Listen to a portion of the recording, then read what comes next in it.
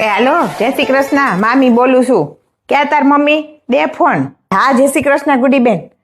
તે આવવાના ને વેકેશન કરવા? હા, આમ તો આવવાના જ હોય. આ તો ખાલી ફોર્માલિટી ખાતર ફોન કરવો પડે. હા, તે આવી જાજો મારો દીકરો. હા, તમારા ભાઈ તેડી જાય કે શું કરે? હે? હા, વળી પછી બાને એમ થાય કે વેકેશન કરવાનો ફોન કર્યો, વળી તેડવાનું કીધું ને. હે? આથી ક્યાં છેટું તમારા ભાઈ આવશે તેડવા? ઈ તો હા હા, ના રે ના, બીજું કાંઈ નથી હાલતું. જો તમે આવો ને પછી ઘઉં આદરવાશે. હા, બાકી રાખ્યા તમારે હાટું. હા, તે આપણે બે નણંદ ભોજાઈ કરી નાખશું. અમથા બાદ કઈ કામ કરાવતા છે નહીં. હા, એટલે જ ને એક અથાણું કરવું છે. બા બહુ વખાણ કરે કે ગુડીનાથનું અથાણું બહુ સારું થાય, બહુ સારું થાય. તમે આવશો ને તે અથાણું કરાવી લેવું.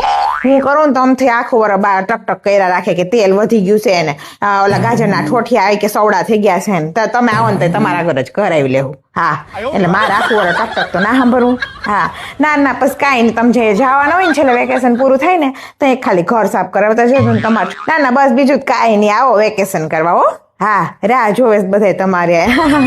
સારું સારું, હાલો.